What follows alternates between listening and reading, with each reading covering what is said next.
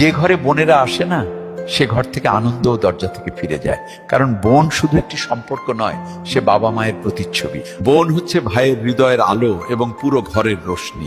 যখন সে বাপের বাড়ি আসে, মনে হয় যেন শূন্য উঠোন আবার হেসে উঠেছে। তার হাসিতে বরকত থাকে, তার কথায় শান্তি থাকে এবং তার দোয়ায় এমন শক্তি থাকে যা যে কোনো ঝড়কে থামিয়ে দেওয়া যায়। কিন্তু অনেক সময় আমরা সেই বোনকে সেই ভালোবাসা, সেই সম্মান দিতে পারি না যার সে যোগ্য। কখনো স্ত্রীর কথায় বা সমাজের ভয়ে, কখনো নিজের অহংকারে ডুবে আমরা তাকে অবহেলা করি। বোন কিছুই বলে না, শুধু চুপচাপ সহ্য করে। কিন্তু যখন বোনের হৃদয় ভাঙে, তখন তার নীরবতা সেই ঘরের দেয়ালে ধাক্কা খায় এবং ধীরে ধীরে সেই ঘরও শূন্য হয়ে যায়। যদি আপনার সাথেও এমন কিছু হয়ে থাকে, তবে আজই হৃদয় থেকে পুরনো অভিযোগগুলোকে একটি পুরনো মুদ্রার মতো দূরে ফেলে দিন। আপনার বোনকে আবার আপনার হৃদয়ে জায়গা দিন।